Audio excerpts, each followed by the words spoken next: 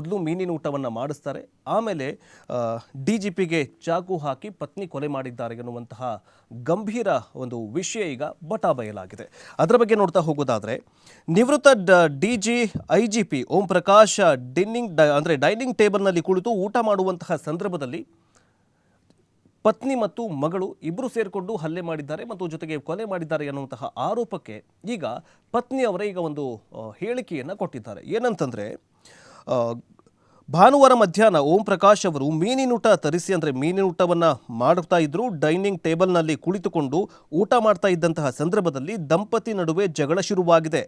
ಈ ವೇಳೆ ಓಂ ಪ್ರಕಾಶ್ ಪತ್ನಿ ಪಲ್ಲವಿ ಏಕಾಏಕಿ ಚಾಕುವಿನಿಂದ ಓಂ ಪ್ರಕಾಶ್ ಅವರ ಮುಖ, ಕುತ್ತಿಗೆ ಮತ್ತು ತಲೆ ಮೇಲೆ ದೇಹದ ಇತರೆ ಭಾಗಗಳಿಗೆ ಹತ್ತಾರು ಬಾರಿ ಚುಚ್ಚಿ ಭಾರಿ ಪ್ರಮಾಣದಲ್ಲಿ ಹಲ್ಲೆ ಮಾಡಿ ಅವರನ್ನು ಕೊಂದು ಹಾಕಿದ್ದಾರೆ ಅನ್ನುವಂತಹ ವಿಷಯ ಈಗ ಬಯಲಾಗಿದೆ.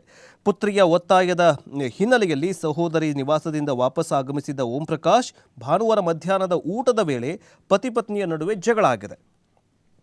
ಈ ವೇಳೆ ಚಾಕು ಇರಿತಕ್ಕೆ ಪತ್ನಿ ಏನು ಮಾಡಿದ್ದಾರೆ ಅಂತಂದರೆ ಊಟ ಹಾಕಿ ಅವರ ಮೇಲೆ ಚಾಕು ಹಲ್ಲೆಯನ್ನು ಮಾಡಿದ್ದಾರೆ ಅನ್ನುವಂತಹ ಹೇಳಿಕೆಯನ್ನು ಸ್ವತಃ ಪತ್ನಿ ಪಲ್ಲವಿ ಅವರೇ ಕೊಟ್ಟಿದ್ದಾರೆ ಅಂತ ಹೇಳಲಾಗಿದೆ.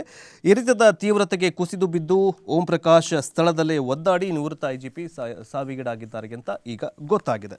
ಆದರೆ ಇದು ಏನಂತಂದರೆ ಕೊಲೆ ಮಾಡಿದ ನಂತರ ವಾಟ್ಸಪ್ ಚಾಟ್ ಕೂಡ ಮಾಡಿದ್ದಾರಂತೆ ಪಲ್ಲವಿಯವರು, ಅದು ಕೂಡ ಸಾಕ್ಷಿ ಸಿಕ್ಕಿದೆ. ಈಗ ಇದರ ಬಗ್ಗೆ ಪೊಲೀಸರು ತನಿಖೆಯನ್ನು ಮಾಡ್ತಾ ಇದ್ದಾರೆ. ಬಟ್ ಮುಂದಿನ ದಿನಗಳಲ್ಲಿ ಈ ಒಂದು ತನಿಖೆ ಯಾವ ರೀತಿಯಾಗಿ ಹೋಗುತ್ತೆ, ಯಾಕಂತಂದರೆ ಈಗಾಗಲೇ ಅದರ ಬಗ್ಗೆ ಮಾತುಗಳ ತನಿಖೆ ಶುರುವಾಗಿದೆ. ಜೊತೆಗೆ ಒಪ್ಕೊಂಡಿದ್ದಾರೆ, ನಾನೇ ಕೊಲೆ ಮಾಡಿದ್ದು ಅಂತ ಪಲ್ಲವಿ ಒಪ್ಕೊಂಡಿದ್ದಾರೆ ಎನ್ನುವಂತಹ ಮಾಹಿತಿ ಲಭ್ಯವಾಗ್ತಾ ಇದೆ. ಬಟ್ ಇದರ ಬಗ್ಗೆ ಇನ್ನೇನು ಮುಂದಿನ ದಿನಗಳಲ್ಲಿ ಏನೆಲ್ಲ ಮತ್ತೆ ಸ್ಫೋಟಕ, ಈ ಒಂದು ಕೊಲೆಗೆ ಏನು ಕಾರಣ ಆಗಿರಬಹುದು, ಯಾಕೆ ನೀವು ನಿಮ್ಮ ಪತಿಯನ್ನು ಕೊಂದ್ರಿ ಅನ್ನುವಂತಹ ಪ್ರಶ್ನೆಗಳು ಮೂಡ್ತಾ ಇದೆ. ಜೊತೆಗೆ ಈಗ ಏನಾಗಿದೆ ಅಂತಂದರೆ ವಾಟ್ಸಪ್ ಚಾಟ್, ಏನೇನೆಲ್ಲ ವಾಟ್ಸಪ್ ಚಾಟ್ ಮಾಡಿದ್ದಾರೆ ಅನ್ನುವಂತಹ ಮಾಹಿತಿಗಳು ಕೂಡ ಬರ್ತಾ ಇದೆ. ಜೊತೆಗೆ ಕೌಟುಂಬಿಕ ಸೇರಿದಂತೆ ಕೆಲವು ವಿಚಾರಗಳ ಸಂಬಂಧ ಹಲವಾರು ದಿನಗಳಿಂದ ಮನೆಯಲ್ಲಿ ಗಲಾಟೆಯಾಗ್ತಾ ಇತ್ತು.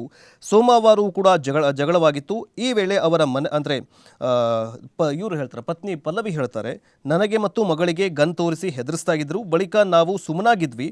ಮಧ್ಯಾಹ್ನ ಊಟ ಮಾಡುವಂತಹ ಸಂದರ್ಭದಲ್ಲಿ ಜಗಳ ಶುರುವಾಗಿದೆ. ಜಗಳ ವಿಕೋಪಕ್ಕೆ ತಿರುಗಿದಾಗ ಚಾಕು ತೆಗೆದು ಹಲವಾರು ಬಾರಿ ನಾನು ಇರಿದಿದ್ದೀನಿ. ಈ ವೇಳೆ ತೀವ್ರ ರಕ್ತಸ್ರಾವದಿಂದಾಗಿ ಪತಿ ಓಂ ಪ್ರಕಾಶ್ ಅವರು ಮೃತಪಟ್ಟಿದ್ದಾರೆ ಅಂತ ಪಲ್ಲವಿ ಪೊಲೀಸರ ಎದುರು ವಿಚಾರಣೆಯ ಸಂದರ್ಭದಲ್ಲಿ ಹೇಳಿಕೆಯನ್ನು ಕೊಟ್ಟಿದ್ದಾರಂತೆ. ಈಗ ನಿವೃತ್ತ ಐಜಿಪಿ ಓಂ ಪ್ರಕಾಶ್ ಕೇಸನ್ನು ಕೇಂದ್ರ ಅಪರಾಧ ವಿಭಾಗಕ್ಕೆ ವರ್ಗಾಯಿಸಿ ನಗರ ಪೊಲೀಸ್ ಆಯುಕ್ತರಿಗೆ ಆದೇಶವನ್ನು ನೀಡಿದ್ದಾರೆ. ಮುಂದಿನ ತನಿಖೆಯನ್ನು ಮಾಡೋದಕ್ಕೆ ಪೊಲೀಸರು ಮುಂದಾಗಿದ್ದಾರೆ.